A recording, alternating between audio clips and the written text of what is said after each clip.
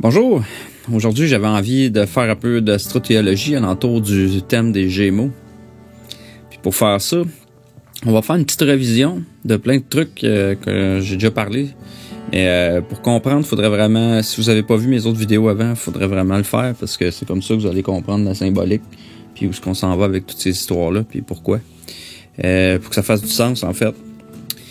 Si vous connaissez déjà votre astrologie un peu puis la symbolique, je pense que vous allez être capable de suivre. Mais si c'est nouveau pour vous, je vous suggère d'aller voir les anciennes vidéos, surtout toutes les zodiaques syncrétiques, pour chacun des signes, pour comprendre dans le fond, si on veut, toute l'information qui est reliée à chacun des signes, les archétypes. On va faire une petite révision quand même, juste pour le fun. C'est une gros vidéo aujourd'hui là. Ça risque d'être long. On pense tout le temps que ça va prendre 5 minutes, mais ça prend 1 heure. Gémeaux, ce qui est bon de se rappeler, c'est que c'est un signe qui est dans le fond qui est contraire à Sagittaire, au Sagittaire. Ils sont comme à 180 degrés l'un de l'autre dans le zodiaque. Ils sont opposés, signes opposés qu'on appelle. Et c'est pour ça que le Gémeaux, en fait, la carte du tarot qui rapporte, c'est les amoureux, les jumeaux, les Gémeaux, tout ça. Puis de l'autre côté, on a le Cupidon qui est en bas, le Sagittaire, qui est l'espèce de centaure avec son arc. Puis dans la mythologie grecque, on parle des étoiles dans le Gémeaux qui s'appellent Castor et Pollux. On va voir ça plus loin. Les Gémeaux, pour faire un petit rappel, ça c'est sur le thème des frères. On a parlé de Castor et Pollux. Pollux veut dire un lutteur pugiliste, puis Castor, un gardien de chevaux. Jumeaux, Jacob et Ésaü. Jacob lutte avec l'ange, Ésaü c'est un chasseur. Thomas, Didyme, le jumeau, Didouble, le Didymus, ça veut dire jumeau dans le Nouveau Testament. La Saint Thomas, qui est comme le jumeau de Jésus encore, qui est Tammuz. Tammuz, c'est le signe du cancer, qui est juste après, ça représente le solstice aussi. Qui a rapport entre le Gémeaux et le cancer. Adam et Ève aussi, les amoureux, ou dans le jardin d'Éden.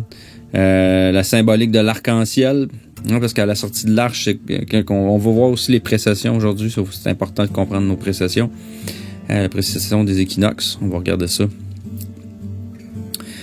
Constellation qu'il y a dans le Gémeaux, il y a la licorne, entre autres, les 2 chiens, Canis Major Minor, l'épus, le lapin. Licorne Auriga, Caméléo Pardalis, qui est un chameau et un léopard, le lynx. C'est tout bon de savoir ça. C'est relié à l'adolescence aussi dans le cycle de la vie. Les différentes dualités qui rentrent dans l'arche, là, c'est le Gémeaux qui s'en va dans l'arche, dans le cancer. Là. La fierté gay aussi utilise le symbolique du Gémeaux partout, hein, l'arc-en-ciel, la licorne, dans le fond les amoureux, les frères et sœurs, mais entre eux autres. Puis tu sais, en fait là, ça n'a pas rapport, j'ai rien contre ça là, c'est pas ça l'idée. C'est juste des fois la symbolique qui est mal utilisée, entre autres le drapeau qui est à l'envers des chakras, qui devrait être inversé. Mais c'est ça, c'est que dans le fond, les gens s'identifient à partir de le chakra le plus bas en le mettant vers la tête, puis en mettant le chakra de la couronne dans le derrière. Fait qu'ils s'identifient avec leur sexe au lieu de s'identifier avec leur face. Mais ça, c'est une autre histoire, je vais pas rentrer là-dedans. Jacob, bon, on va le voir plus loin, ça aussi, Jacob Ésaü. Les mots-clés, peut-être, là, c'est que le Gémeaux, c'est un signe mutable, un signe d'air, le symbole. C'est le Mercure qui est le maître masculin actif. C'est le printemps vers l'été, c'est les enfants, les lutteurs, lutter, communication. Logos, mercantile, Jacob, Ésaü, Castor, Pollux, Siméon, Lévi, Thomas, Didymus, les frères, disciples d'Adam et Ève, chasseurs, lapin, lièvre, licorne, léopard, chameau, chevreuil, arc-en-ciel. Les bras, les mains, les poumons, c'est les parties du corps qui ont rapport à les 2 jumeaux et nos 2 mains. On a un bras, un fort, puis un lutteur, puis un chasseur. Dans le fond, un chasseur précis qui vise précisément, qui est précis, qui écrit. La main droite, exemple, si t'es droitier. Main gauche, qui est la forte, qui est le lutteur, le pugiliste. Fait que qui donne des gauches. Fait que c'est la dualité entre tout ce qui est double. C'est pour ça que dans le Gémeaux, dans le fond, avant le Gémeaux, on a dans le cycle normal du zodiaque, on a le bélier qui est la tête, qui est l'intention de la tête. qui est la première lumière du matin. Ensuite de ça, le taureau qui est le cou. le coup qui est puis le travail, puis le mettre en œuvre les choses. Après ça, on a les Gémeaux qui sont dans le fond dans la dualité. Fait que là, on sépare en deux. Les choses se séparent en deux. C'est pour ça qu'on a cette espèce de lutte-là entre les deux polarités là, qui s'installe à partir du Gémeaux. On va voir aussi que on a dit tantôt que c'était opposé au Sagittaire. Puis le Sagittaire, lui, dans le zodiaque, c'est un signe mutable de feu, dominé par Jupiter. Les symboliques du Sagittaire, c'est le centaure, le centurion, hein, qui tue, qui met sa flèche dans le flanc de Jésus, hein, au solstice d'hiver pour le tuer. C'est le centurion romain. L'arc, la flèche, le carquois, le cheval, la lance, le cavalier, le soleil qui est mort au solstice d'hiver le 21 décembre, à son plus bas, qui reste 3 jours sur le même degré avant de renaître dans le Capricorne, le signe suivant. Les jours, quand les jours commencent à rallonger après 3 jours sur le même degré. Jésus crucifié, transpercé d'une flèche du Sagittaire, c'est ça. C'est aussi le symbolique du lac de feu, une vallée, le Sheol, vallée de Hinnom, Géhenne, Enfer, lac de feu, tout ça, c'est le feu mutable de Jupiter, là, c'est ça, là. On le dit aussi, le fils de Boanerges dans Marc, là, les Jean et Jacques, fils du tonnerre, fils du dieu tonnerre, qui est Jupiter. Ainsi de suite. Je n'irai pas trop dans les détails. On a les parties du corps reliées au Sagittaire, les hanches, le système musculaire, les constellations Sagittaire, la lyre, le dragon, Draco, Ara, Vulpecula, qui est un renard. Les mots-clés, peut-être le solstice d'hiver, arc, archer, carquois, flèche, lance, cavalier, cheval, lac de feu, mort du soleil, 3 jours, même degré, Cupidon, lait, voie lactée. Voie lactée parce que la voie lactée passe, dans le fond, entre, si on fait le cycle, si on regarde la voie lactée, l'axe de la voie lactée passe entre le Sagittaire et Scorpion, puis Gémeaux et Taureau. Fait que on va voir, c'est important, ça, c'est justement l'axe, cet axe-là des Gémeaux et Sagittaire, là, qui est souvent représenté vers le lait, le Milky Way, là, la voie lactée. On a dit le lac de feu, seconde mort, le feu éternel, les enfers, Hadès, Sheol, Géhenne, vallée des Noms, fournaise de feu. Donc c'est ça. On va parler un peu du Taureau parce qu'on va faire aussi nos précessions. On va réétudier un peu nos précessions. Fait que le Taureau fixe de terre, là, ça représente beaucoup le travail. Hein. Le Taureau printemps, c'est dans le printemps, c'est Taurus, le veau d'or, vache sacrée, labour, travail, rude travail, épaule à la roue, force, labeur, semer, semence, target, hein, Taureau, target, bullseye, cible. Les joues Hathor, c'est la déesse qui est comme une vache avec la lune ou le soleil sur sa tête. Cerebellum, la reine, ceinture d'Orion, femme enchaînée. Parce que rapport aux constellations, le Taureau, il y a Orion qui est très connu, qui est le genre de chasseur. Pléiade, Auriga, Eridanus qui est le Jourdain ou le Nil, ou c'est un fleuve qui part en dessous du pied d'Orion. Cassiopée qui est la reine Andromède. Donc ça, c'est toute la symbolique du lion, hein, la lune aussi qui exalte, qui est dominée par Vénus en fait. C'est pour ça que Hathor, c'est Vénus, un peu la lune aussi. Ensuite de tout ça, le bélier, parce que on va parler de l'ère précessionnelle du bélier, hein, c'est l'ère, on va le voir plus loin, mais c'est les constellations bélier, Cassiopée, Persée, Cétus, le triangle. C'est l'agneau, le bélier, Ignition, comme Agni, la déesse hindoue, Agni pour le feu, déesse du feu. Quand on dit ignition, on allume quelque chose, c'est le bélier encore. Ram en anglais, Abraham, Mars, le feu, le volcan, berger, corne de bélier, le chauffeur. Agneau de Dieu qui enlève le péché du monde, la Pâque, hein, qui est en fait le soleil qui passe sur dans l'hémisphère nord. Au-dessus de l'équateur, au printemps, le 21 au 23 mars, là, qui est Nisan. Ainsi de suite. Là, l'équinoxe du printemps, les mots-clés, avant ça, peut-être les parties du corps, c'est la tête. Ça représente la tête dans le corps humain. Équinoxe du printemps, point cardinal, le bébé, rouge, orange, laine, toison. Mouton, bétail, buisson ardent, sacrifice Isaac, remplacé par un bélier. Spark, l'étincelle, l'ignition, l'impulsion, la pierre maîtresse de l'angle, le coq, le cérébrum, Sarah Abraham. C'est encore Sarah Abraham, Ram, encore le bélier, puis ça ressemble à des cornes de bélier dans notre cerveau. C'est pour ça que ça s'appelle comme ça. Le cérébrum. Les poissons aussi, parce que l'ère des poissons, on est en fin de l'ère des poissons en ce moment. On va voir le Verseau. Mais pour le poisson, c'est tous les monstres marins, Citus, là. Siphus, qui est le chef de l'église aussi, la bande, Andromède, les poissons. La bande, c'est comme la bande qui est entre les deux poissons. Ça s'appelle comme ça, cette constellation-là, qui attache les deux. En fait, on a quoi? On a le poisson, le Léviathan, qui est Cétus, dans le fond. Quand on parle du Léviathan dans la Bible, c'est le monstre marin, ça fait référence à Citus. Peut-être vite, là, c'est les pieds dans notre corps, dans notre homme zodiaque. C'est l'hiver, le printemps, c'est Jonas dans le poisson.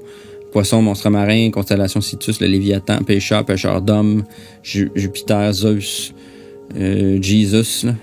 Jupiter, Zeus, Jupiter, le père juif, le père de l'église, Jupiter, église, Dagon, le dieu poisson, occulte, l'occultisme, parce que l'occulte, c'est ce qui est caché, puis c'est un signe qui est bon avec ça, parce que c'est un signe qui est rapport aussi avec la symbolique, avec la foi, avec les choses qu'on voit pas, les choses cachées.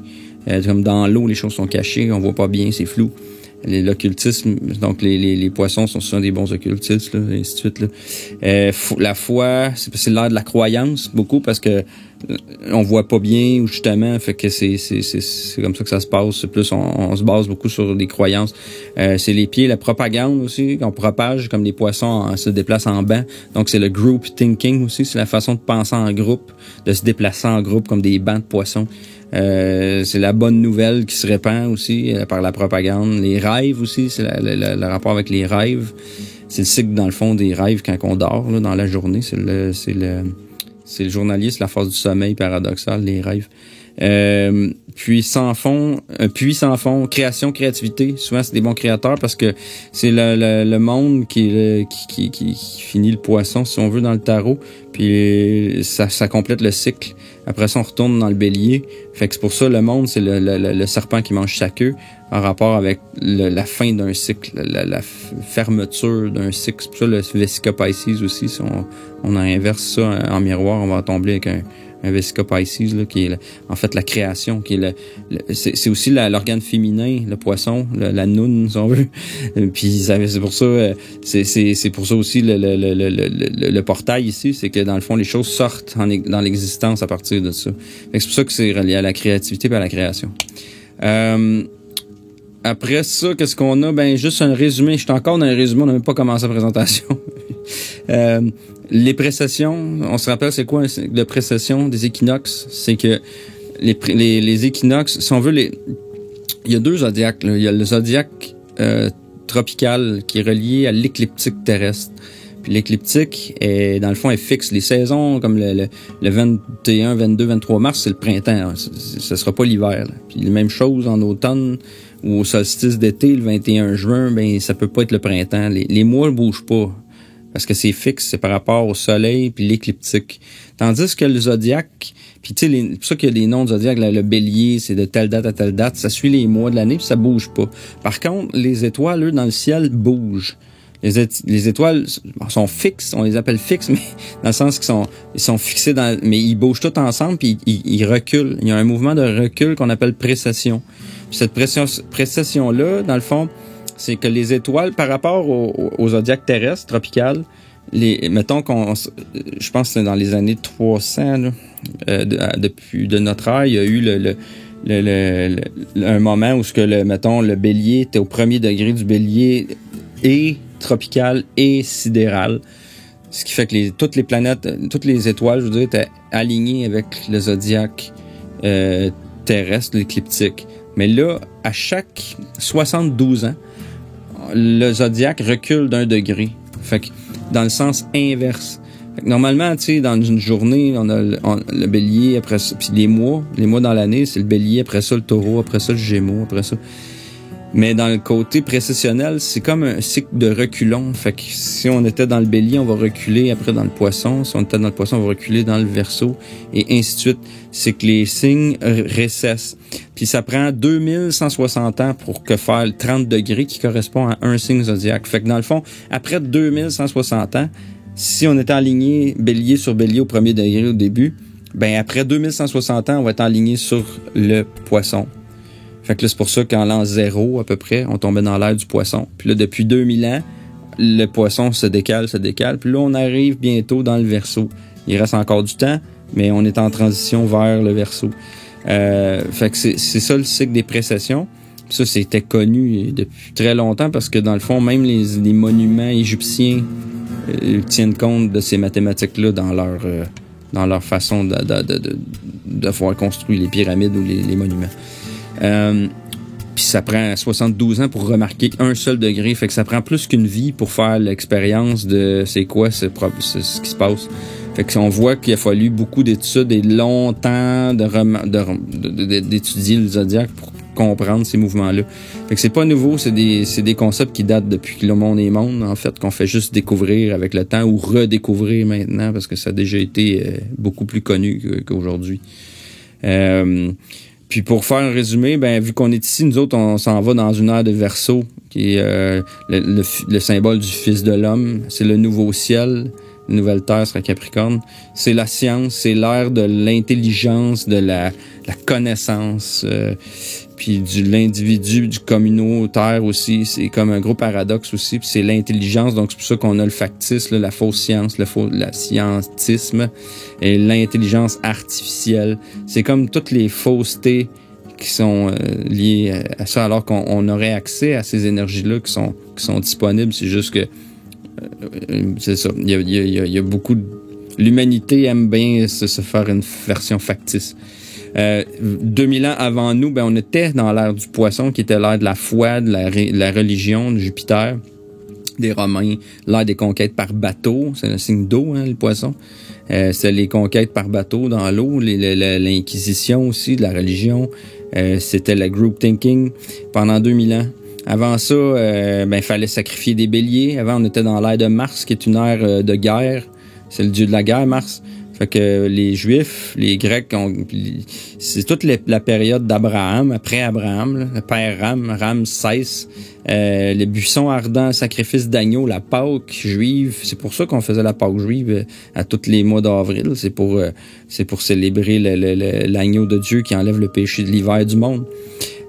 Puis Mars, le dieu de la guerre, ben ça a été l'ère des grands conquérants, là, justement de la guerre. Là. Si vous lisez la Bible, de toute façon, on voit bien que Moïse a été faire la guerre à toute la gang, là, puis après ça, c'est pas, je veux dire, c'est de la guerre tout le temps. Avant ça, on était dans le taureau pendant 2160 ans, une ère de terre, de Vénus, taureau, la vache sacrée, Mitra, Hathor. C'est pour ça aussi, même Krishna, le gardien des vaches, c'est l'ère de l'Égypte avant la vieille Égypte, là. Pas Ramsès, qui est dans le fond Ramsès, lui c'est Ramsès. Il mettait des béliers justement parce que c'était le passage avec l'ère du bélier entre le taureau et le bélier. Puis dans le fond le taureau, lui, c'est pour ça le veau d'or aussi. C'est pour ça qu'ici Moïse il dit non, faut pas adorer un veau d'or là, on faut faire la Pâque. On n'a plus de veau d'or, il n'y a plus de vaches maintenant, c'est le bélier. Fait que c'était le symbole de changement d'air. On sortait d'exode d'Égypte, du taureau d'Égypte pour aller dans le bélier. Avant le taureau, puis l'Égypte, tout ça, c'était les Sumériens, Babel, la porte des dieux, Nimrod, chasseur en opposition avec Jéhovah, là. On sait très bien que c'est le Gémeaux, c'est Mercure, c'est un signe d'air, la communication. Puis c'est pour ça que c'est encore l'histoire, on va voir là, c'est quoi le rapport avec le chasseur en opposition. Avant ça, avant les Sumériens, ben il y avait l'ère glaciaire, qui est notre déluge de Noé, qui est l'ère du Cancer, l'arche, une barque, c'est un crabe, c'est une embarcation, c'est un chest, c'est le coffre, c'est l'arche, c'est un coffre, c'est la lune, c'est comme une barque, c'est une demi-lune qui flotte. Fait que c'est le reflet du soleil, en fait. C'est ce qui est la coque des choses. C'est une coquille. Fait que c'est l'air de glace, si on veut. Qui a détruit bien des choses, parce que c'est un solstice aussi. C'est le solstice de la grande année. Ici, on est comme au 21 juin. Mais dans le fond, si on le reporte, c'est un cycle. On parle d'un cycle de grande année de 25 920 ans. Fait que c'était le solstice de ça. C'est pour ça qu'il y a eu ce grand... Si on veut, c'est quand l'amplitude de la wave est la plus haute. Fait qu'il se passe des affaires. Là. C'est comme un maximum dans la wave. Après ça, on redescend. Puis de l'autre côté, l'autre solstice, ben c'est à la fin du Capricorne. Fait qu'ici, il doit sûrement avoir une autre destruction là, à la fin dans 3-4 000 ans de nous. Là, il va peut-être avoir des gros changements encore sur la Terre. Après ça, avant ça, qu'est-ce qu'on avait? On avait le lion, l'ère de feu. Ça, c'est l'ère des Néphilim, hein, les hommes forts d'autrefois, les hommes célèbres, les hommes de renom. C'était l'époque, l'âge d'or du soleil, le soleil d'or du lion. C'est la grande période riche, ici, juste avant la destruction. Avant ça, ben probablement qu'on a construit notre... le sphinx ici, qui est comme la face de la Vierge avec le corps du lion, ça ferait du sens qu'il soit là. Là, ici, on est vraiment hypothétique, on a quasiment rien, t'sais. On a juste nos histoires pour nous raconter. Même, je pourrais aller plus loin, là, mais le recul, j'ai fait dans d'autres vidéos, puis je vais en refaire d'autres là-dessus, là, plus détaillés. Mais je voulais au moins raconter ça pour savoir où est-ce qu'on est, puis où on s'en va avec ça, puis pourquoi, en fait, je veux parler du Gémeaux aujourd'hui, je veux parler de cette section-là, puis surtout dans la Bible, puis dans les anciens mythes, qu'est-ce que ça raconte, puis comment qu'on peut comprendre notre histoire avec ça. Fait que les Gémeaux, ben, on va lire ici dans la mythologie grecque, les 2 étoiles qu'il y a dans le Gémeaux, là, ici, là, c'est Castor et Pollux, sont, dans la mythologie grecque, les fils jumeaux de Zeus et de Léda.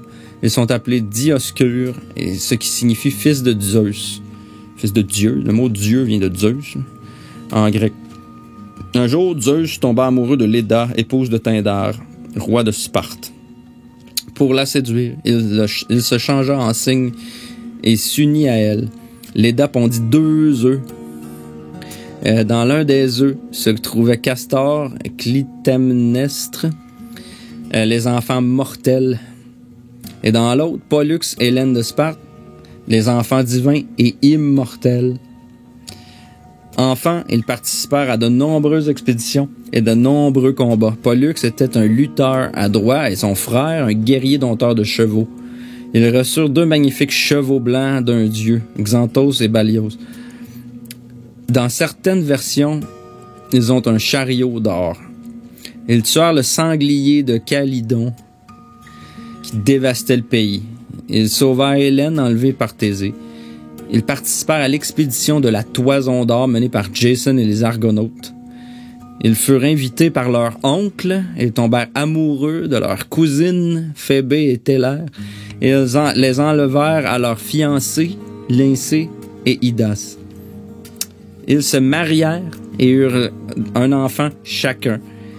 Un jour, Lyncée, Idas et les Dioscures partirent en expédition pour capturer du bétail. Idas proposa un défi truqué pour obtenir tout le bétail. Castor et Pollux, mécontents, leur reprirent le bétail. Pourchassés par Lyncée et Idas, ils se cachèrent dans un arbre creux. Lyncée les trouva avec sa vision perçante. Idas tua Castor, car Pollux les poursuivit et tua Lyncée. Idas fut foudroyé par Zeus. Pollux demanda à Zeus de faire de Castor un dieu. Il refusa, mais lui proposa de rester 1 jour sur 2 aux enfers avec son frère et 1 jour sur 2 avec lui à l'Olympe. Il a accepté. Là, j'espère que vous avez compris là, la symbolique. Là. C'est clair et net. Là. Juste avant de retourner, je vais faire une petite révision du texte. Léda, si on regarde là, c'est toute la symbolique. On parle du signe, changeant en signe. Ben la constellation Sagittaire ici, constellation Gémeaux, puis le signe est entre les deux. Puis la Voie lactée passe ici. Là. Le signe, c'est encore aussi le symbole du... on peut dire c'est comme la grue ou l'autre oiseau qui passe avec les œufs, là, puis qui dépose le bébé, là. Ben ici, on parle encore, là, tu sais, on a fait, c'est quoi, de fils jumeaux, là, de Zeus, là. Fils jumeaux, les Gémeaux, là. Déjà, c'est pas assez clair. On a appelé Dioscure. On va voir plus loin aussi pourquoi que c'est important de savoir ça, quand on va la retrouver, ça, dans la Bible. Ensuite de ça, ben, le Cygne, c'est une constellation ici qui est dans le Capricorne, justement. Les Dapes ont dit 2 œufs. 2 œufs qui ont 2 jumeaux dedans. Fait que c'est comme 4. On parle de dualité puis de doublé, là. On parle d'enfants mortels, et le bas, des enfants immortels, le haut. On parle encore de l'espèce de contraste entre le haut et le bas, là. Entre les Gémeaux en haut, le Sagittaire en bas. Le Castor et le Pollux, là. Le lutteur, Castor le lutteur, et Pollux le dompteur de chevaux. Le chevaux, c'est notre Sagittaire, notre centaure, là. Guerrier aussi, c'est un centaure guerrier. Guerrier dompteur de chevaux. Et reçu de magnifiques chevaux, ben oui. Chariot d'or, ben là, ça peut être le Cancer. Le sanglier, c'est le Capricorne. C'est le méchant. La toison d'or, c'est le Bélier. La toison, c'est la peau, c'est la fourrure, la laine d'or d'un mouton. On va voir c'est quoi Jason et les Argonautes aussi. Là, ce paragraphe-là ici dit « Ils furent invités par leur oncle ». On sait que le Gémeaux, on parlait tantôt, c'est pour ça que j'ai pris la peine de faire un résumé, c'est que le Gémeaux, c'est les siblings, qu'on dit en anglais, là, j'ai de la misère à trouver les relations, c'est les relatifs là, dans notre famille. Là. Les frères, les sœurs, cousins, mon oncle, ma tante, c'est ça aussi. Là. Les enfants, c'est ça, je l'ai pas vraiment noté là-dedans, mais ça représente ça aussi. C'est tous les amis, mais plus ou moins les amis, plus la famille. Les amis, mais plus les cousins, cousines, oncles, ma tante, frères, sœurs. Et ça, ils sont invités par leur oncle, tombèrent amoureux. On sait, là, les amoureux dans les Gémeaux. Les cousines, les 2 cousines, tu sais, fiancés. Ben oui, ils se fiancent puis ils se marient. Parce que dans le fond, le mois de juin, même selon le calendrier juste, le mois de juin, c'est le mois de Gémeaux. Là, c'est le mois des mariages. Ben oui, c'est pour ça les amoureux aussi. Là. C'est là qu'on les marie, les amoureux. Ils ont un enfant chacun. Ils ont eu 2 enfants, tu sais, dans le fond. Ils veulent capturer du bétail avec bon, ainsi de suite. Là. Le lynx. Ah ben oui, puis lynxé, c'est quand on regarde, c'est le mot lynx. C'est lynx. C'est la même chose, le lynx. Bon, je l'ai dit tantôt, là, mais c'est une constellation dans le Gémeaux aussi. Après ça, je veux dire, foudroyé par Zeus, là, le dieu du tonnerre. Pollux demanda à Zeus de faire de Castor un dieu, parce qu'il est mort, il est aux enfers. Mais Zeus, aux enfers, on a dit tantôt, le lac de feu, l'enfer, c'est le Sagittaire. Fait que c'est pour ça qu'il en envoie un, il dit un jour sur 2, encore les Gémeaux, tu sais, encore un en opposition de l'autre. T'as l'autre qui va aller rester avec son chum, son frère, dans les enfers une journée sur 2, puis l'autre qui va aller. Ils vont échanger ça. Ils sont encore en échange, les deux. Ils passent d'un à l'autre. Puis on va s'en rendre compte aussi que la Silver Gate puis la Golden Gate qui sont dans la Voie lactée, à chaque bout de tout ça, aussi, c'est des concepts qu'on va voir un petit peu plus loin, là. Fait que ça résume pas mal ce qu'on parlait de pourquoi je voulais aborder Castor et Pollux. On dit ici aussi dans les recherches là, que c'est la constellation des Gémeaux. C'est connu, les athlètes, là, dompteurs de chevaux, bon, boxeur Pollux, boxeur. Puis pourquoi je me souviens aussi, c'est que Saul de Tarse, Paul dans Acte 28-11, il parle des Dioscures. Puis on va en parler un petit peu plus loin. Pour l'instant, je voulais revenir sur tant qu'à être d'un grec, là, on va rester là. La mythologie grecque, on a parlé tantôt de Jason et les Argonautes. Dans la mythologie grecque, les Argonautes sont un groupe de héros qui partirent d'Iolcos, actuel Volos, avec Jason à bord d'un navire Argo pour retrouver la toison d'or. Ils apparaissent dans de nombreuses légendes. Selon les sources, leur nombre varie, mais la tradition rapporte que l'expédition a composé 87 hommes en plus de Jason et d'une femme, Atalante, sans oublier Médée qui les rejoint par amour pour Jason. La mention la plus ancienne de l'expédition des Argonautes se trouve dans l'Odyssée, dans la bouche de Circé, machin. Circé qui est Kirky c'est church. Circe, c'est la déesse de la magie, puis c'est la church. C'est là que vient le mot église, une church en anglais. Kirk comme capitaine Kirk qui fait la loi dans le cosmos, comme l'église du cosmos. Jason et les Argonautes. Jason, ça vient de Yason. Ya, c'est le soleil. Son, c'est le soleil. Yason. Jason, c'est le mois de juillet, août, septembre, octobre, novembre. J-A-S-O-N. Juillet, août, septembre, octobre, novembre. Juillet, parce que c'est l'arche. Juillet, il commence son expédition où, Jason? J, dans le juillet, Cancer, Argo Navis. Le bateau, l'Argo Navis. L'arche de Noé aussi. La colombe est ici avec la branche d'olivier. Puis on aurait le corbeau aussi, mais on le voit pas, il est plus haut ici, là, dans le lion vierge ici. Mais la constellation Argo Navis, c'est un grand bateau. Aujourd'hui, elle s'appelle plus comme ça, ils l'ont changé en 3 morceaux, là. Mais l'Argo Navis, c'est une constellation du sud, c'est presque au sud polaire, là. Puis c'est entre, dans le fond, ça recouvre l'arche, c'est gros, mais c'est relié au Cancer. C'est l'Argo. C'est pour ça que le Cancer, c'est le crabe, l'arche, puis toute cette symbolique-là, c'est que ça vient de... C'est pour ça qu'on a mis un bateau là. Puis c'est ça l'histoire de Jason. Puis il était à la recherche de la toison d'or, le bélier, tu sais. Je vais passer vite, là, mais... le bélier, la toison d'or, si on regarde ici l'illustration, là, encore une fois, l'agneau de Dieu qui sauve le péché du monde, qui sort de l'hiver, tu sais, ça représente le printemps, puisque le soleil sort du mois de mars du poisson pour renaître de nouveau dans le bélier. On voit le poisson, la mer sortir, on sort du poisson pour aller dans le bélier. Ça, c'est à chaque printemps. Fait que c'est le symbole solaire. Tu sais, la toison d'or est un symbole solaire. La conquête du soleil, c'est juste, dans le fond, la conquête du cycle.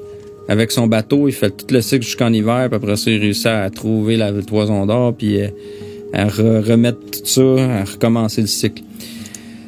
On parlait de Paul, Saul de Tarse, qui mentionne les Dioscures. C'est assez intéressant de lire ça. Acte 14. Non, attends un peu. Ça, c'est dans Acte 28. 11 de tout verset. 1-1. Le symbole des Gémeaux. 2-1 à côté de l'autre. 2. Dualité. 11. Les deux lignes droites. Après avoir passé 3 mois dans l'île, nous avons embarqué sur un bateau qui portait comme figure de proue les fils de Zeus. Il était d'Alexandrie, il avait hiverné dans l'île. Nous avons fait escale à Syracuse où nous sommes restés 3 jours. Et puis poursuivant notre route, nous sommes arrivés à Rhégium, et ainsi de suite. Pourquoi Paul il dit ça? Il aurait pu s'en passer de dire ça. C'est quoi ce détail-là? À quoi ça sert de dire ça? Ça sert à rien. Non, c'est pas vrai. Il y a une raison mythologique. Pourquoi qu'il écrit fils de Zeus? On l'a dit, puis là, ici dans la note qu'on peut lire dans cette Bible-là, parle... Les Grecs adoraient de nombreux dieux. Le dieu suprême, le père des dieux, c'était Zeus. Ça, Dieu. Le mot Dieu vient de là. Un jour, à Lystre, les gens, ont cru que Barnabé était le dieu Zeus. Et je vais le lire ici après. Des inscriptions très anciennes découvertes près de Lystre parlent de prêtre de Zeus. Zeus, le dieu soleil, le bateau sur lequel les parties de l'île de Malte portaient comme figure de proue les fils de Zeus ou les Dioscures, c'est-à-dire les jumeaux Castor et Pollux. Fait qu'on le dit ici dans la note. Pourquoi qu'il nous dit, notre bateau portait on l'a vu ici, le bateau qu'ils ont pris portait les noms, parce qu'après, c'est la figure de proue. Et ici, le Gémeaux est là. La figure de proue est là, elle est dans le Gémeaux. Ici, on a l'arche au complet, qui est surtout dans le Cancer, mais on a quand même des morceaux, là. On a des morceaux, le morceau ici, il est dans le Gémeaux, dans le Castor et Pollux. La figure de proue. Fait qu'il nous dit ça parce qu'il symbolise tout de suite le Gémeaux. Gémeaux, on a dit que c'était aussi c'est Mercure, qui est la planète dominante. On revient ici, Acte 14-11. Quand les foules... 14-11 encore. 14-11. Encore 11. Quand les foules virent ce que Paul avait fait, elles s'écrièrent en lycaonien. Les dieux sont pris forme humaine, ils sont descendus vers nous. C'est drôle parce que le Gémeaux, on va voir que c'est aussi la tour de Babel, plus tard, les dieux descendent vers nous. Et ils se mirent à appeler Barnabé Zeus et Paul Hermès, puisque c'était lui le porte-parole. Alors le prêtre de Zeus, dont le temple était à l'entrée de la ville, emmena les taureaux et les guirlandes aux portes de la ville, et il voulut avec les foules offrir des sacrifices. OK, on a Barnabé Zeus. Zeus représente Jupiter, Sagittaire. Hermès représente Paul. On dit que c'est le porte-parole. Ben oui, parce que Mercure, c'est le porte-parole des dieux. C'est pour ça que les autres, ils l'appelaient de même. Ils connaissaient leur mythologie. C'était des Grecs, là. Fait que les autres, ils savaient très bien c'était qui Hermès. Hermès, c'est le messager des dieux. Fait que le messager des dieux, c'est dans le Gémeaux. Fait que c'est pas pour rien, là. Il y a un lien encore, là, entre Paul, ce qu'il dit dans ses voyages, puis ce que les gens pensent. Pourquoi qu'ils les appellent de même? Je pense que c'est un peu voulu, là. Alors, le prêtre de Zeus, puis si on lit après, qu'est-ce qu'on dit? On lit là, on voit encore un peu le cycle qui continue, là. Alors, le prêtre de Zeus, dont le temple était à l'entrée du zodiaque, la première signe zodiaque, la première porte, c'est quoi? C'est le bélier. Fait qu'une porte de la ville, on pourrait dire c'est le bélier. Quand on veut rentrer d'une ville, il faut sortir notre bélier pour défoncer la porte. Bon. L'entrée de la ville emmena les taureaux, prochain signe, et les guirlandes. Avant le bélier, c'est les guirlandes, on l'a dit tantôt. C'est le girdle ou les guirlandes. Ça pourrait être aussi la ceinture d'Orion dans le taureau. Mais ça pourrait, la guirlande, c'est aussi, j'aurais dû le mettre dans la guirlande, mais c'est la bande, là. C'est ça, la guirlande. C'est ce qui attache les deux poissons ensemble. Fait que là, on comprend qu'ici, on parle du cycle, hein, c'est pour ça qu'ils ont voulu offrir des sacrifices. Les sacrifices, on les offre dans la balance. Après, c'est la victime, c'est dans la balance. Je voulais faire cette parenthèse-là pour voir comme que oui, dans la Bible, il y a de la symbolique comme ça. Il y a plein. C'est juste ça. Tout est basé sur ces étoiles, de toute façon. Tout. C'est pour ça que l'astrothéologie, c'est tellement important. C'est un coup qu'on voit ça, bye-bye le contrôle du mental des gens. On sait à quoi ça rapporte. Dans le Nouveau Testament, ben c'est quoi aussi une autre place qu'on parle des Gémeaux, c'est justement Thomas. Thomas, c'est Tammuz. Puis Tammuz, c'est aussi Didymus. Tammuz, c'est Didymus. Si on fait des recherches étymologiques, Didymus, ça veut dire double ou jumeau.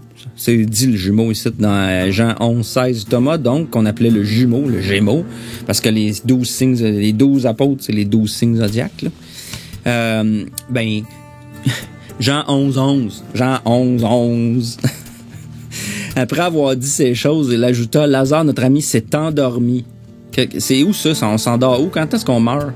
Quand est-ce qu'on meurt qu'on s'endort? Dans le Sagittaire. C'est le cycle de la journée. Pour ça, je voulais faire la révision. Je l'ai peut-être pas dit tantôt. Sagittaire. Journaliste, c'est de 10h PM à minuit. On va se coucher, on s'endort. C'est la mort, c'est l'aller entre les mondes. C'est là qu'on est comme dans, c'est un signe mutable. Fait qu'on est en train de changer d'état entre être réveillé puis dormir. On est comme en train de s'endormir. C'est cette phase-là. Fait que tout ce qui représente la mort ou s'endormir, c'est le Sagittaire. J'étais où, là? J'étais ici. Donc, on parle de Sagittaire. Après avoir dit ces choses, Sagittaire Lazare, notre ami s'est endormi. Je vais là-bas pour le réveiller. Bélier. Alors, les disciples disent, s'il dort, il guérira. Mais Jésus parlait de sa mort, c'est ça. À cause de vous, Thomas, donc c'est pas pour rien. Après ça, il parle de Thomas. Pourquoi c'est Thomas après? Parce que c'est Sagittaire Gémeaux. Encore, on veut faire un lien ici. Dans l'histoire, on veut comprendre astrologiquement, là, il y a une histoire qui se passe, là, en symbole, en dessous, là, en dessous du texte. Même affaire après, ici, dans Jean 20. Mais Thomas, l'un des 12 zodiaques, Thomas, l'un des 12 zodiaques, qu'on appelait le Gémeaux, tant qu'à mettre les mots, n'était pas avec eux quand Jésus vint. Les autres disciples le racontèrent donc, nous avons vu le Seigneur, mais il a dit, si je ne vois pas... OK, puis là, c'est important. Regardez les mots. Si je ne vois pas dans ses mains la marque des clous, si je n'enfonce pas mon doigt dans la marque des clous, et si je n'enfonce pas ma main dans son côté, je ne croirais pas. Puis après ça, 8 jours plus tard, Jésus, il dit à Thomas, il dit, ouais, mets ton doigt ici, et vois mes mains, et prends ta main, et enfonce-la dans mon côté, et arrête de douter, mais crois. Thomas lui répondit, mon Seigneur et mon Dieu. Je l'ai pas fait encore, mais les parties du corps du Gémeaux, oui, je l'ai peut-être passé tout droit. Le Sagittaire, c'est les hanches. Les cuisses, les hanches, le système musculaire. C'est aussi les cuisses parce que le cheval, c'est ça qui est de fort, là, c'est les hanches. Les cuisses. C'est ça ici, là. C'est pour ça que ça représente ça aussi, là. Puis si on va chercher notre verset biblique encore, qu'est-ce qu'on voit? Les mains, on a dit c'était quoi tantôt, les mains, les Gémeaux, les clous. Le clou, c'est la lance, c'est la flèche, c'est le clou, c'est ce qui cloue quelqu'un, qui tue quelqu'un, c'est le Sagittaire. Donc, on a encore la même affaire. Dans ses mains, il marque des clous. Fait qu'on a le contraste entre les mains puis les pics. Le main, la pique, encore la même contraste. Les doigts, hein, c'est comme les Gémeaux, les doigts, les mains, les clous. Mais mon côté enfonce dans mon côté, dans mon flanc, dans mes hanches, dans ma cuisse. C'est Sagittaire encore. Puis pourquoi que là j'ai mis l'arche royale ici maçonnique, mais c'est juste pour faire un lien parce que dans le fond l'arche c'est aussi le firmament là. C'est l'arche, c'est pour ça que le Cancer puis le Gémeaux sont au solstice ici en plein milieu, c'est comme le centre, la pierre de l'angle. Fait que ça se passe entre le mois de Tammuz puis Shivan. C'est l'arche royale parce que c'est le côté du soleil, c'est le côté d'été. C'est la royale. Après ça, c'est la mort. Celle en dessous, c'est l'heure des gentils, c'est l'hiver, c'est l'enfer. En haut, c'est le bien. Fait que c'est pour ça que souvent que c'est l'arche royale. Je voulais juste montrer ça parce que c'est Tammuz aussi. Didymus, c'est Tammuz, le dieu Tammuz, puis le mois juif de Tammuz. Donc, petite révision aussi, qu'est-ce qu'on a dans la Bible, dans l'Ancien Testament? On se rappelle, on a Siméon et Lévi. J'ai déjà fait une vidéo là-dessus. Siméon et Lévi sont frères. C'est les Gémeaux. Leurs glaives, leurs pics, sont des instruments de violence, qu'on fait encore référence à la flèche du Sagittaire.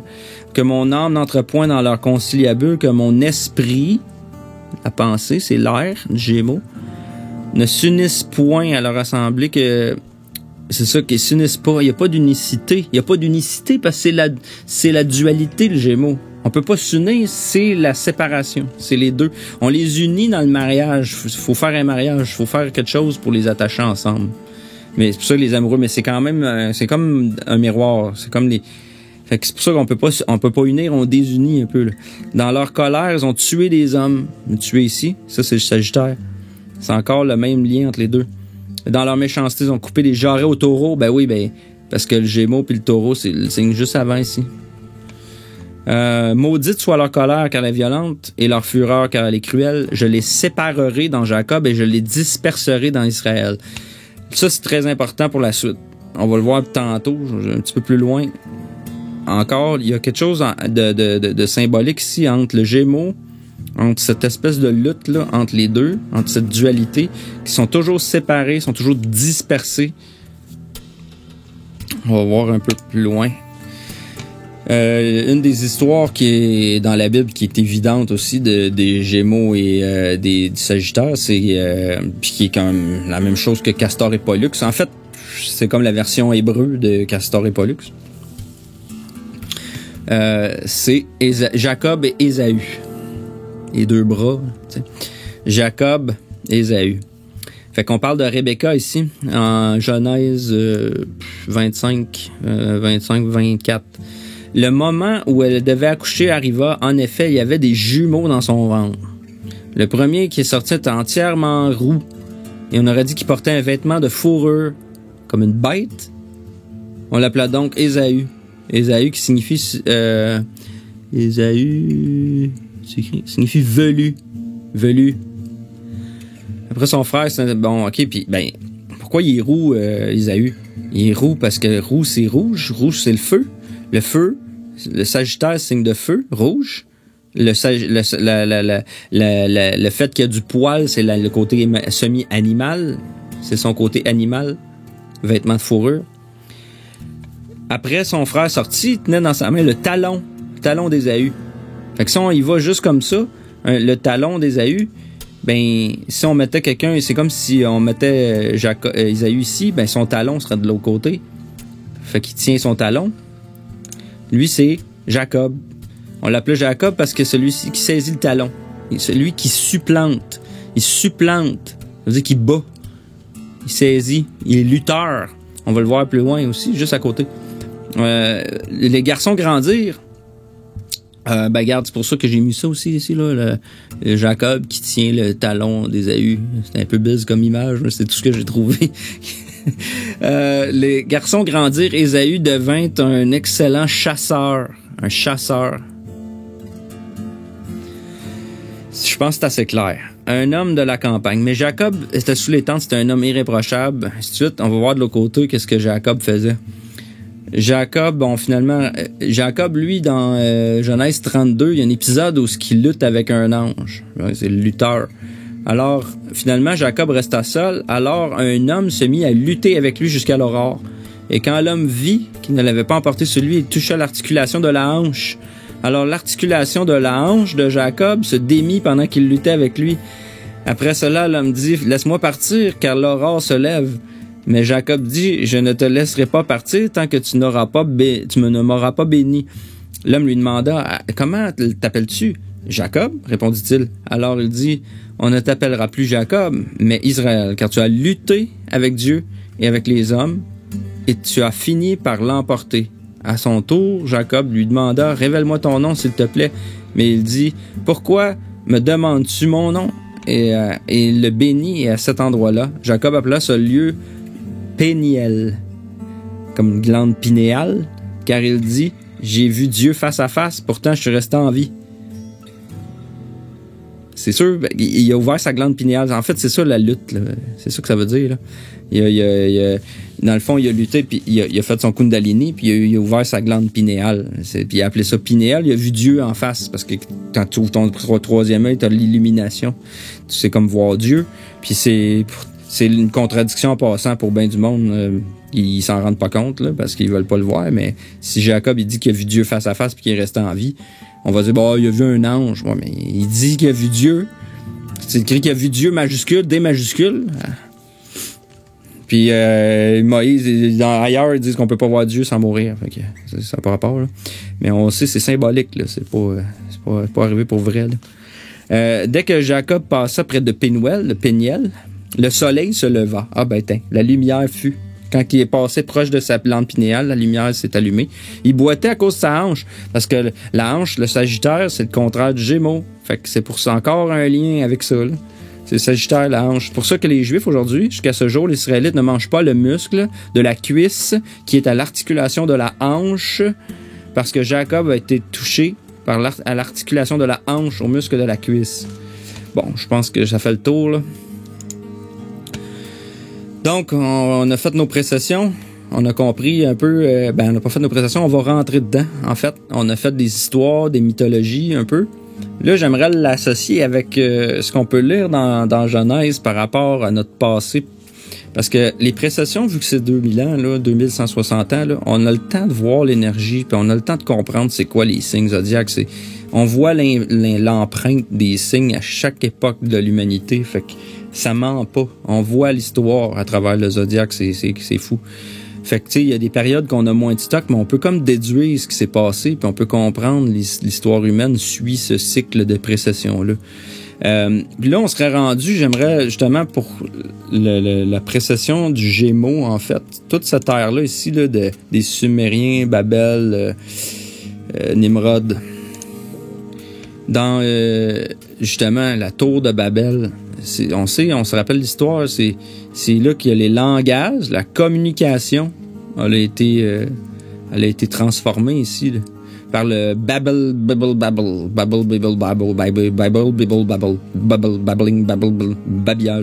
C'est pour ça que le mot babillage vient de Babel, la Bible. C'est Baal-Boul aussi. Baal-Boul. Babel, c'est Baal. Boule, taureau. Fait qu'on va voir parce que là, ça s'en va dans le taureau après. Là. On se rappelle, là,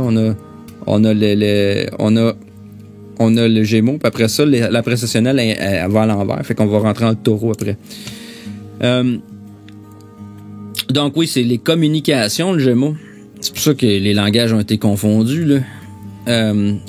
Ça se passe à Shinéar. Shinéar, là, c'est le pays des deux rivières. Le pays des deux rivières. Pays des deux rivières. Les deux rivière, la dualité des Gémeaux. Puis c'est pour ça que la tour est un peu contradictoire, parce que c'est l'unicité. 1:11, Genèse 11. Or, toute la terre avait une seule langue et les mêmes mots. On parle de dualité dans 11. Là. 11, c'est la dualité, c'est un 1 puis un 1. Ça fait 2, si tu additionnes 1 plus 1, ça fait 2. C'est dualité, c'est... Or, toute la terre était une seule langue et les mêmes mots. Il arriva comme il se déplaçait vers l'est, qu'ils finirent par découvrir une plaine au pays des Chinéars, les deux rivières, et s'y établir. Alors, ils se dirent l'un à l'autre, et faisons des briques et cuisons-les en traitant la flamme. La brique leur servit donc de pierre, mais le bitume leur servit de mortier. Faut pas oublier ici, un petit détail, là, c'est que c'est résistant à l'eau, cette façon de construire-là. Puis la raison pourquoi, c'est parce qu'ils sortent du déluge, eux autres. Là. Ils ont vu qu'on ne se va pas détruire par de l'eau, là, on va construire avec du bitume pour comme être résistant à l'eau. Puis dire, allons, bâtissons-nous une ville et aussi une tour, dont le sommet soit dans les cieux, et faisons-nous un nom célèbre, de peur que nous soyons dispersés sur toute la surface de la terre. Tu te rappelles, je l'ai lu tantôt, Simeon, Lévi, les Gémeaux, les frères, je les séparerai dans Jacob et les disperserai dans Israël. Les Gémeaux, c'est l'histoire de la dispersion, de la séparation, de la dispersion des langages, de la confusion des langages. C'est la pensée. C'est relié à la pensée. C'est un signe d'air. Air, c'est la pensée. C'est la façon de penser. Fait que c'est ce qui s'est passé, c'est que la façon de penser a été mélangée ici. Fait que ça a créé plein de problèmes. Oui, le langage est venu avec ça, mais c'est en fait, ça va plus loin, parce que la source du langage, c'est aussi ça part avec l'idée en arrière, l'idéologie. Le langage, c'est juste une façon de l'exprimer, qu'est-ce que tu as dans ta tête. Fait que les choses qui ont dans notre tête ont été transformées. Alors, Jéhovah descendit pour voir la ville et la tour qu'avaient bâti les fils des hommes, la famille, les fils des hommes, les jumeaux, là, toute la gang, là, tous les humains. Et puis Jéhovah dit, voyez, ils sont un seul peuple, il y a une seule langue pour eux tous. Et là, c'est là ce qu'ils commencent à faire. Eh bien, rien désormais ne sera irréalisable pour eux de ce qu'ils peuvent projeter de faire. Allons, descendons, et là, confondons leur langage pour qu'ils n'écoutent pas le langage l'un de l'autre. Jéhovah les dispersa donc de là sur toute la surface de la terre et ils cessèrent finalement de bâtir la ville. C'est pour ça qu'on l'appela du nom de Babel. C'est là que Jéhovah avait confondu le langage de toute la terre. Et c'est là que Jéhovah les avait dispersés sur toute la surface de la terre. Babel, ça veut dire confusion. Hein? La babbling. Babel vient de là. Babbling, blablabla, incompréhensible. Donc, on comprend un petit peu là, la situation. Fait que c'est pour ça que cette ère précessionnelle-là, s'est passé quelque chose là, au niveau de la compréhension. Il est arrivé de quoi, puis il a fallu que tout se disperse. Genèse 10.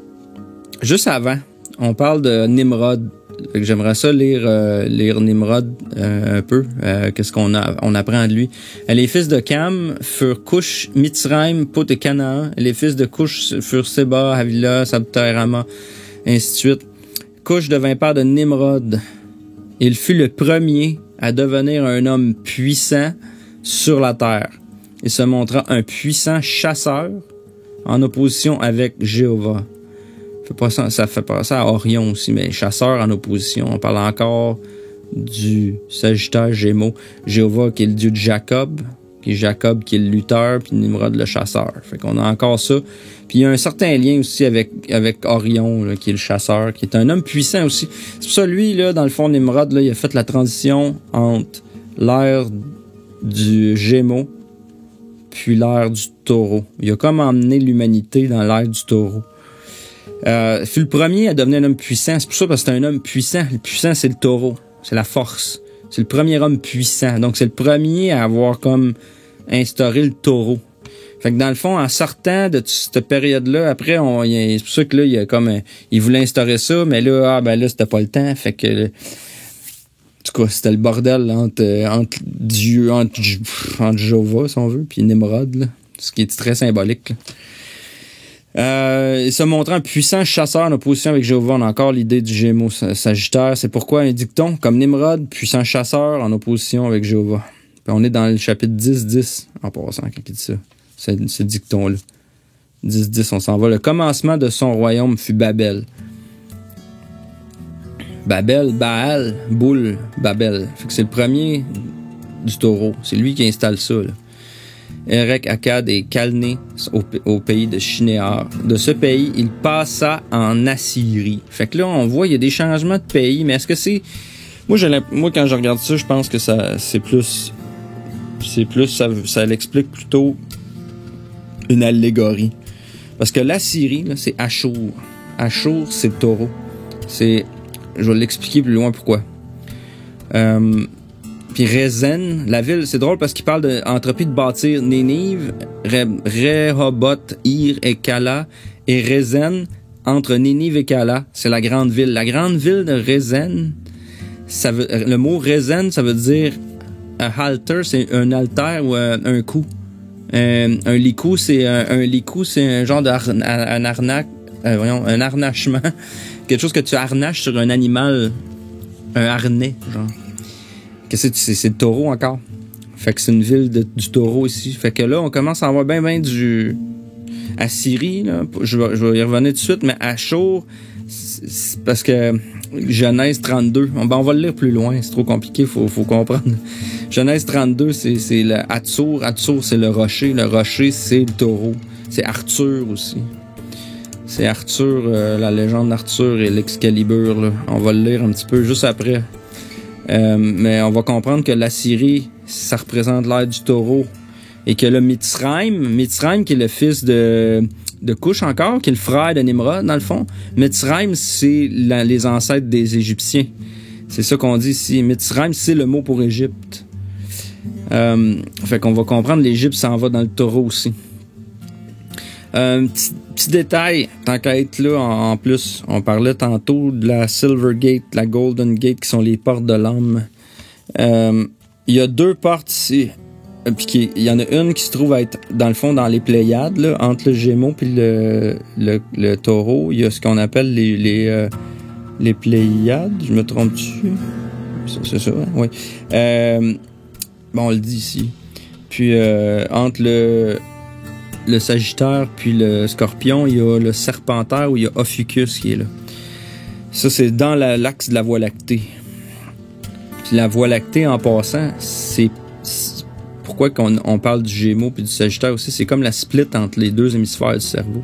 C'est là la dualité commence. C'est pour ça que la Voie lactée est sous ce sens-là. C'est comme la séparation entre nos 2 hémisphères du cerveau, entre le côté droit et le côté gauche. Entre les deux cerveaux, c'est vrai pour les 2 hémisphères, les 2 bras, les 2 poumons, les Gémeaux, c'est les dualités, c'est les deux affaires. Il y a 2 gates dans les cieux. Il y a celle qui est entre le taureau et le Gémeaux, qui est connue comme la Silver Gate dans les cieux, qui est c'est ça. Puis l'autre qui est entre Scorpion, c'est ce que je viens de dire, là, qui s'appelle la Golden Gate. Fait que c'est entre les Pléiades puis dans Ophiuchus. On parle un petit peu que c'est comme la mère puis le père. Puis entrer dans la porte de l'homme qui est la Silver Gate, c'est la mort. Oui, c'est ça, qui est la mort du soi. Fait que c'est la porte de la mort du soi quand on tue notre soi. Après ça, the doorway to Orion is closing. Ouais, c'est ça. Puis là, ça unifie. Ben, c'est ça, quand cette espèce de portail-là, il se ferme dans l'union de nous-mêmes. C'est quand on réussit à merger, à assembler la lumière et la noirceur en dedans de nous, qu'on peut aller passer à la Golden Gate et puis sortir du serpent.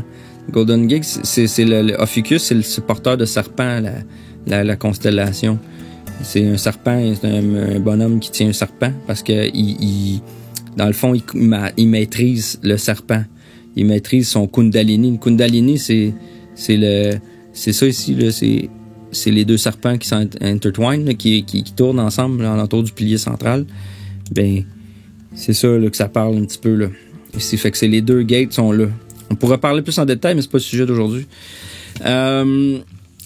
Donc, si on continue, on peut lire un petit peu plus loin dans Genèse aussi que Jacob, en fait, je reviens à l'histoire de Jacob là, qui se réveille là, de sa lutte. Là.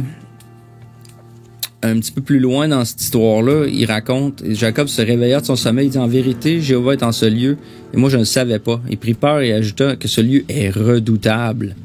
Ce n'est rien d'autre que la maison de Dieu, est ici la porte des cieux. Jacob se leva donc de bon matin, et prit la pierre qui se trouvait là, comme support pour sa tête, et l'adressa en colonne et versa de l'huile sur son sommet. En outre, il appela ce lieu du nom Bethel. C'est un fait qu'autrefois, le nom de la ville était Luz. C'est riche en symbolique, c'est tout le Kundalini, puis c'est pour ça qu'on parle du taureau aussi, puis le bélier. C'est que dans le fond, Jacob, là, il s'était fait un oreiller avec une pierre. Puis après ça, il a fait une pile de pierre, comme une colonne vertébrale. Puis il a mis de l'huile dessus, l'huile du chrysume.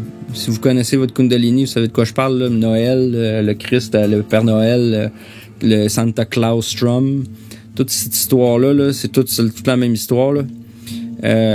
Fait que c'est pour ça qu'ici, il dit ce lieu est redoutable. C'est le taureau, là. Il est redoutable, ce lieu. C'est la maison de Dieu, la maison du taureau, puis c'est la porte des cieux, la Silver Gate. Jacob se leva donc de bon matin, prit la pierre et se trouvait comme support pour sa tête, puis il en fait une colonne avec. La pierre qui sert de colonne, c'est un peu la même idée que l'histoire d'Arthur, le roi Arthur et l'Excalibur. Luz, en passant, la ville de Luz, veut dire amande. Puis c'était dans la tige d'Aaron, c'était une tige d'amandier, ça représente justement le Kundalini.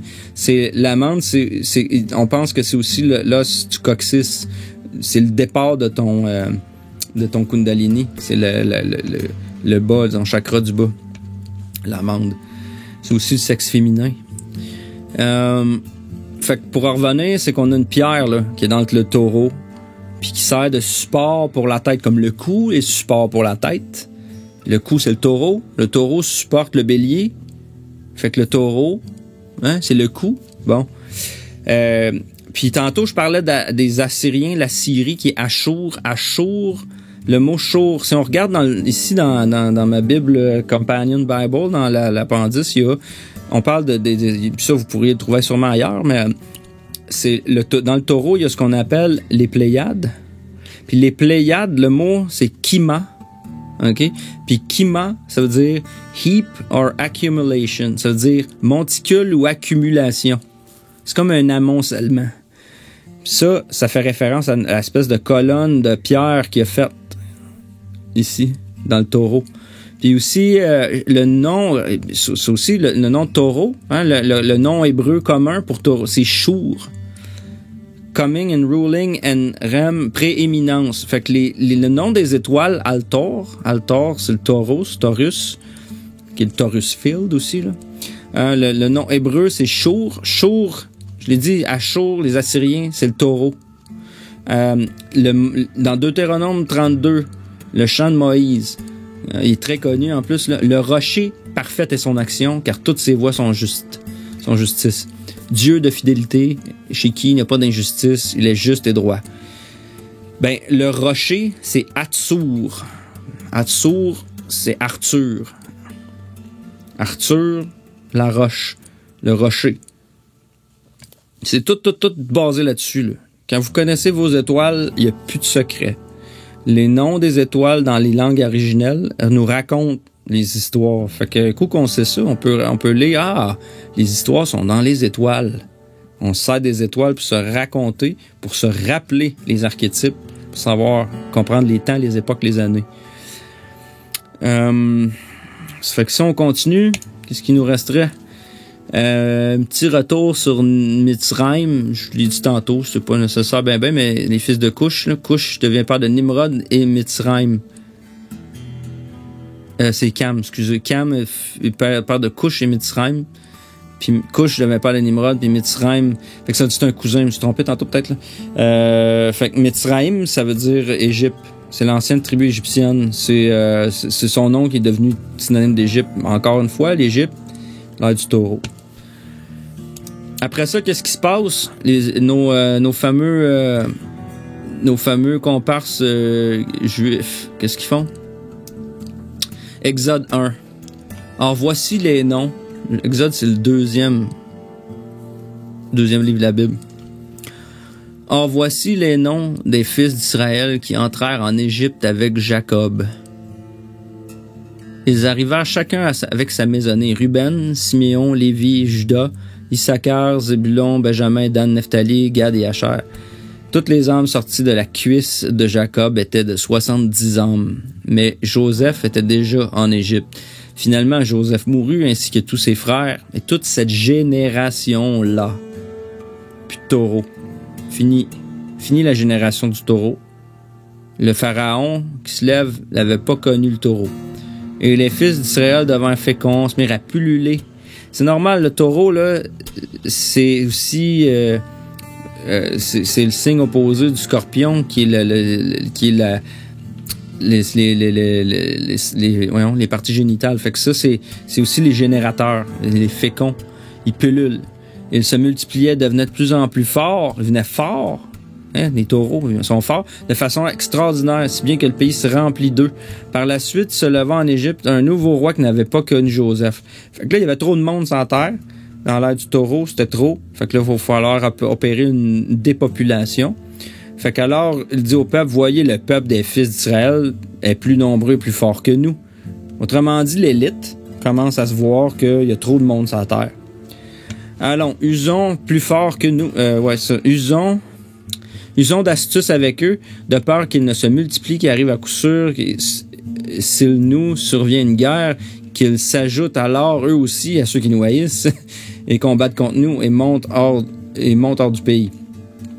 On établit alors sur eux des chefs de travail forcé, taureau, travail forcé, afin de les opprimer. Fait que c'est comme on a utilisé l'énergie du taureau contre eux, on les a opprimés, on les a fait travailler au max pour les tuer, afin de les opprimer quand ils portaient leur fardeau. Ils se mirent à bâtir des villes entrepôts pour Pharaon, à savoir Pithom et Ramsès. Mais Ramsès, on l'a dit tantôt, Ramsès, c'est ça la ville de Ramsès. Regardez là, les béliers qu'il y a là. Ils se mirent à bâtir ces villes entrepôts, bon c'est ça, mais plus on les opprimait, plus ils se multipliaient, plus ils se répandaient, si bien qu'on ressentit un effroi mêlé d'aversion à cause des fils d'Israël. Les Égyptiens firent donc travailler les fils d'Israël comme des esclaves sous la tyrannie. Taureau. Il leur rendait la vie amère par un dur esclavage dans le mortier d'argile et les briques, et par toute forme d'esclavage au champ, oui, toutes leurs formes d'esclavage, ainsi de suite. Fait que là, on comprend que dans le fond, on est rendu à la fin de l'époque du taureau. Il y a trop de monde pour l'élite. Qu'est-ce qu'il faut faire? Il va falloir contrôler les naissances. Fait que ce qu'il dit, plus tard, le roi d'Égypte dit aux accoucheuses hébreux, le nom d'une était Sifra et l'autre Poua. Oui, il alla même jusqu'à dire, quand vous aiderez les femmes hébreux à accoucher, oui, quand vous les verrez sur le siège d'accouchement, si c'est un fils, alors vous devrez le faire mourir. Mais si c'est une fille, alors elle devra vivre. Cependant, les accoucheuses craignirent le vrai Dieu. Elles n'agirent pas, comme leur avait dit le roi d'Égypte, mais elles gardaient en vie les enfants morts. Par la suite, le roi d'Égypte appela les accoucheuses et leur dit, pourquoi avez-vous fait cette chose en ce que vous avez gardé en vie les enfants morts? Alors les accoucheuses de Pharaon, c'est que les femmes hébreux ne sont pas comme les égyptiennes, hein? Comme elles sont pleines de vie, elles ont déjà accouché avant que les accoucheuses arrivent près d'elles. Dieu fit donc du bien aux accoucheuses, le peuple croissant en nombre devenait très fort. Il arriva parce que les accoucheuses avaient craint le vrai Dieu. Par la suite, il leur fit don de famille. Finalement, Pharaon donna ordre à tout son peuple en disant, fils de nouveau-né, vous le jetterez dans le Nil, mais toute fille, vous la garderez en vie. Fait que là, c'est pour ça. Là, après ça, on tombait dans l'ère du bélier. Puis l'ère du bélier, on ne jugerait pas jusque-là aujourd'hui, ça fait assez longtemps déjà. Là. Mais le bélier, après ça, on connaît l'histoire. Là, c'est devenu c'est Moïse qui sort d'Égypte. Puis là, c'est l'ère des sacrifices de la Pâque, les agneaux. Parce que là, on sort de la vache sacrée pour s'en aller dans le bélier. C'est l'ère des guerres. Fait que c'est pour ça que Moïse, il s'en va. Puis là, il conquit la terre promise. Fait que c'est tuer tout le monde, les Madianites, les ci, les ça. Tous ses cousins, dans le fond, là. Tous ses frères, ses cousins comme Laban. C'est-tu Laban? Attends, comment il s'appelle son beau-père déjà? C'est ça, Laban? Je me souviens plus.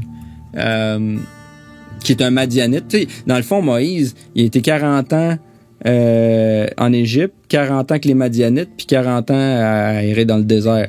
Fait que dans le fond, il a appris des Égyptiens, des Madianites. Fait que, dans le fond, il sortait de toute la connaissance des Égyptiens, comme c'était écrit comme Étienne en parle, là, dans Actes, là, 49. La sagesse des Égyptiens. Fait que c'était un Égyptien qui a comme transformé le culte pour le transporter dans l'ère du bélier, tu sais.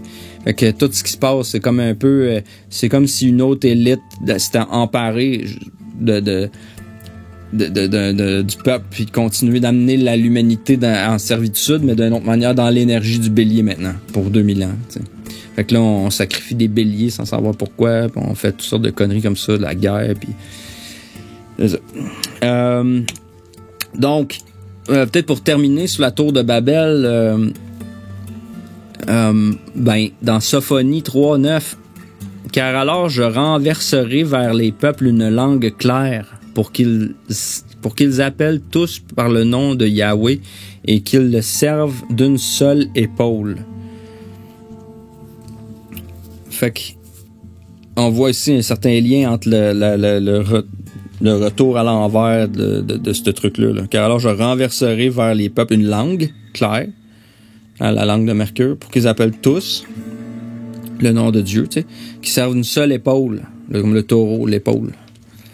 Une seule épaule. Fait que c'est comme le bon, ça serait le bon côté de ces airs-là. Servir d'une seule épaule, puis avoir une langue claire, ça aurait été mais c'est passé le contraire plutôt. Moi, pourquoi je veux terminer sur un petit mot. La tour de Babel, on le voit aujourd'hui, là, c'est le phénomène du nouvel ordre mondial, le nom. C'est le nom, NOM. Une tour centrale, c'est comme une idéologie. Hein? Ça prend tout le monde pour la construire. Ça prend plein de monde pour construire une tour. Mais tout ça pour le bénéfice de l'unique, la tour. Hein, une idéologie unique. Fait que tout le monde travaille pour construire une tour, alors que cette tour devient unique et une seule. Puis on se rend compte au bout de la ligne que dans le fond, en ayant une tour, on va contre le fait de tous les gens qui l'ont construit. C'est comme contradictoire. Qui monte vers le... Tu sais, c'est une tour qui est une idéologie unique, qui monte vers le ciel ou qui prend, autrement dit, qui prend la façon de penser. Le ciel, c'est notre ciel, c'est notre façon de penser. C'est quand on dit notre ciel, là, on peut dire c'est comme notre système de croyance. C'est ce qui dirige, dans le fond, nos pensées. C'est ce qui structure nos pensées, qui vont faire que on va créer dans le monde d'en bas, dans la matière, selon ce qu'on a en haut, notre ciel. Fait que notre ciel, notre système de croyance va dicter nos actes, va dicter notre façon de créer ou d'agir dans le monde. Puis dans le monde, vu qu'on pense d'une certaine façon, on va récolter d'une certaine façon. Fait que c'est ça, l'idéologie unique, là, ça monte vers le totalitarisme, là. C'est pour ça que les langages changent à Babel, le babillage, parce que puis là, c'est ce qui se passe en ce moment, le babble. Toute la loi change, là.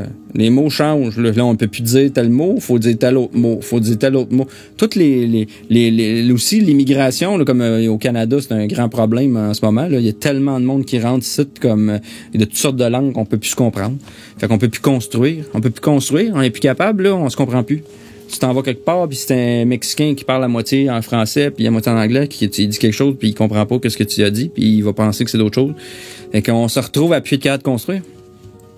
Fait qu'on est vraiment dans Babel en ce moment, là. On est carrément dedans, là. Puis c'est ça le Nimrod, là, le nouvel ordre mondial, là, qui veut comme amener le monde dans une tour, là. Fait que les langages changent, c'est pour ça, là.